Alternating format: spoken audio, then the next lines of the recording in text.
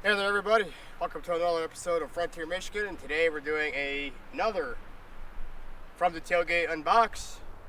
Hopefully the GoPro actually records this one, unlike the last one that it didn't record any audio at all.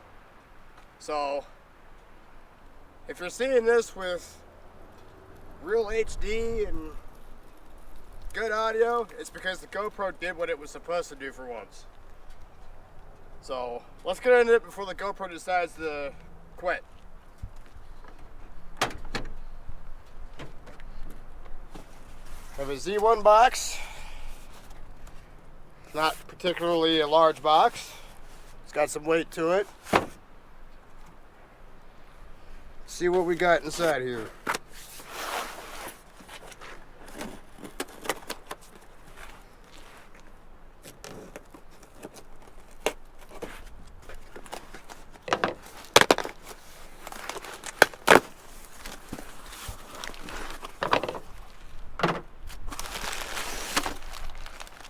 Paper packing, kindling.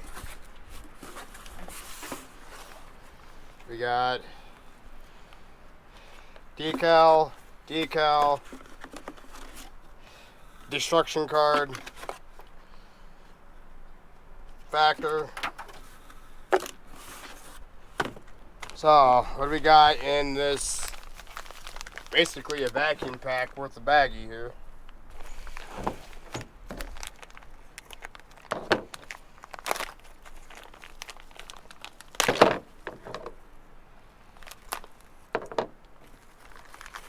We got our OEM style gaskets,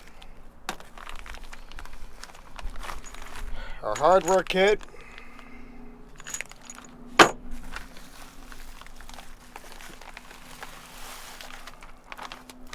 more plastic. We have a riser plate, which I'm assuming is for the it's for the something. I'll find out when we get into it. Got a riser plate there. And ultimately, what we get to after digging through all the packaging is this. Z1 Offroad intake manifold spacer.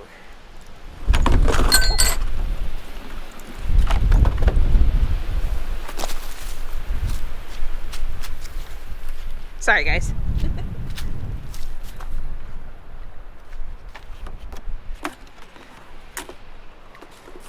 Apparently the little metal bracket I threw inside there is not heavy enough.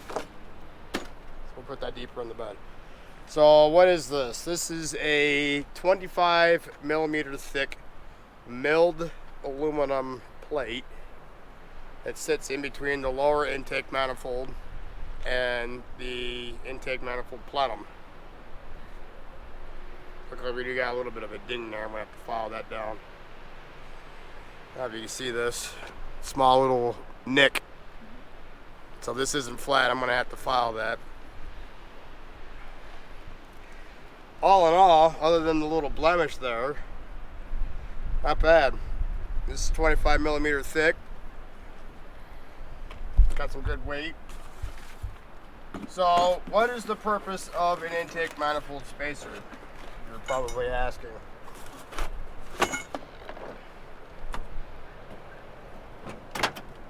An intake manifold spacer, what its job is to lengthen. It adds length to the intake runners on the intake manifold itself.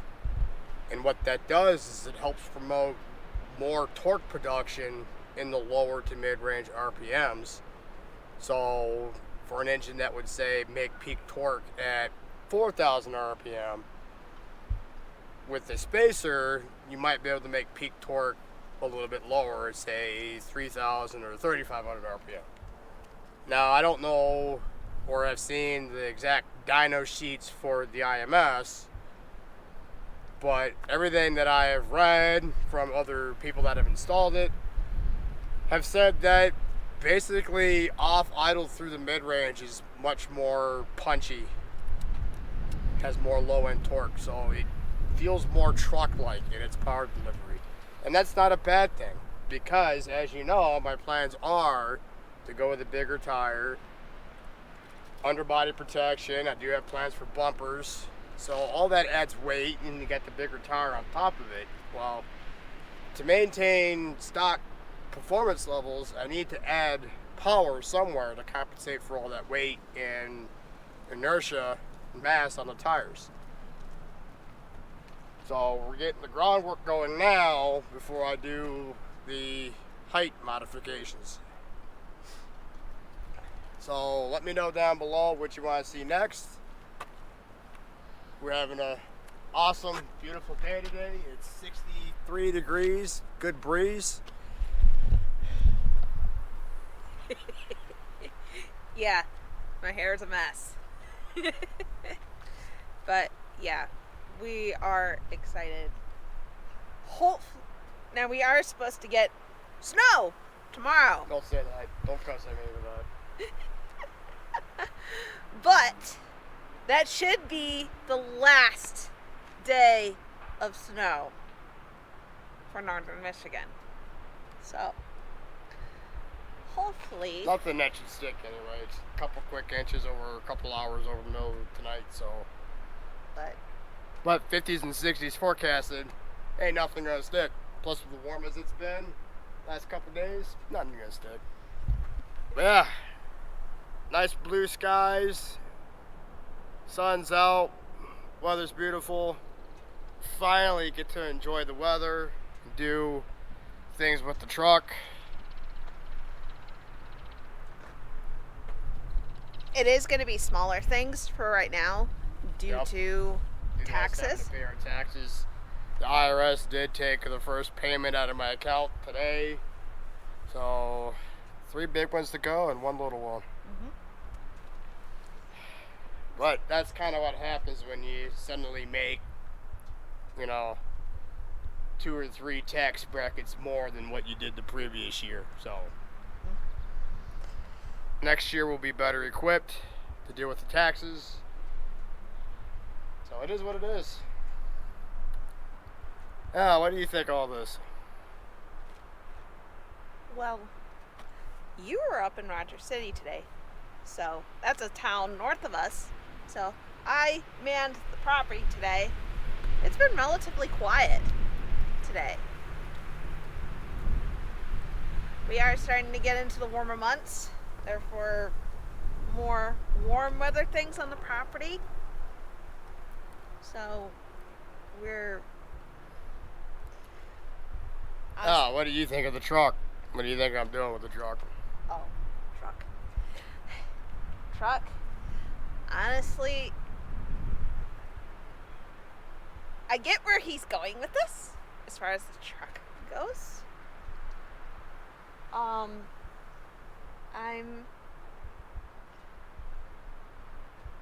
I just want a tire that isn't bald, and Hey, our tires aren't bald. They're just chalk. It's a big difference. These aren't bald.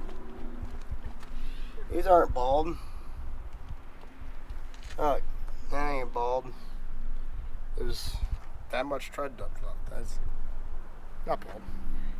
They just junk. They're just junk. Okay, junk.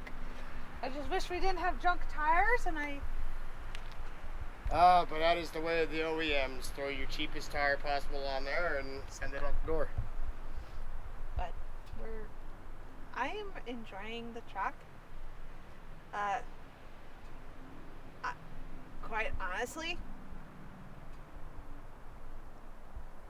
this truck cut us a break. For those of you who have been around for a while, you probably know that I don't know, all of our relationship basically, we've had issues with not having reliable transportation. So this car is a blessing. It really is.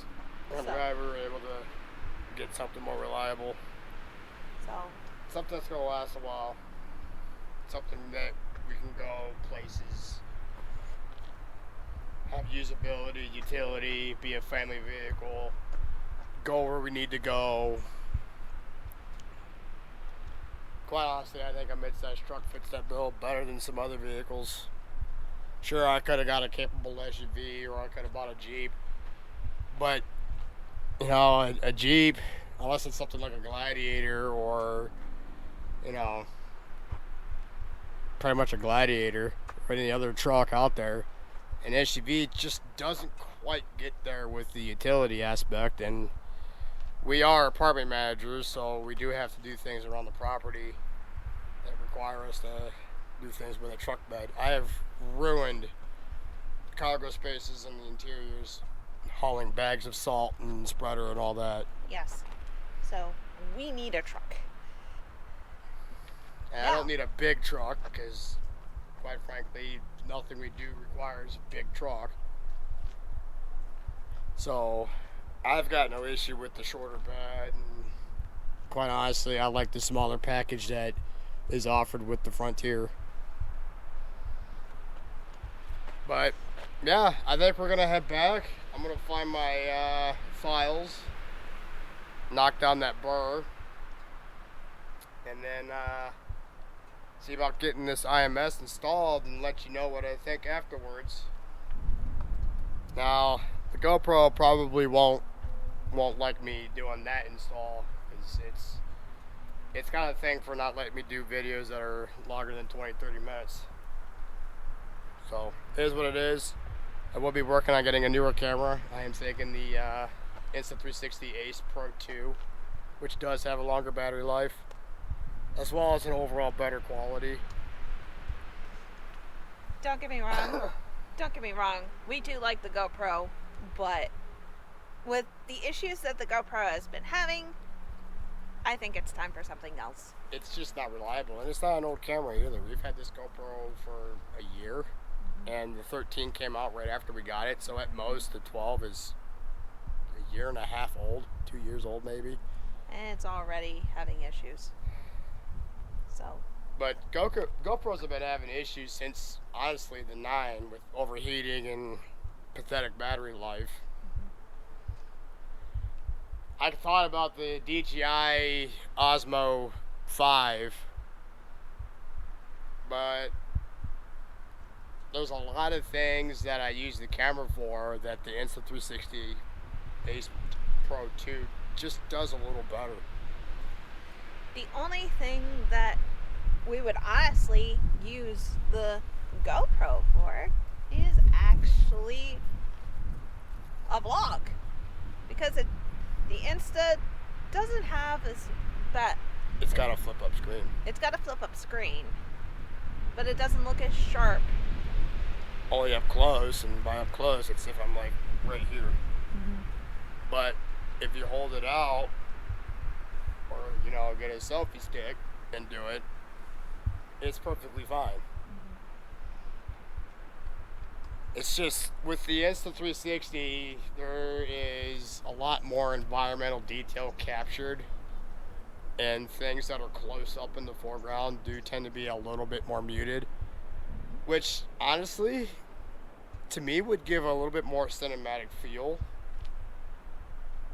And I think the color profile on the Insta360 is just better. But anyway, this video is starting to get a little on the long side, and you know, GoPro like to quit on me, so would you like to see us out or no? No.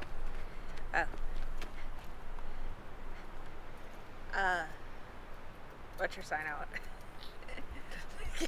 Just see us out. Alright everyone, have a good day, enjoy the weather, and go do something fun.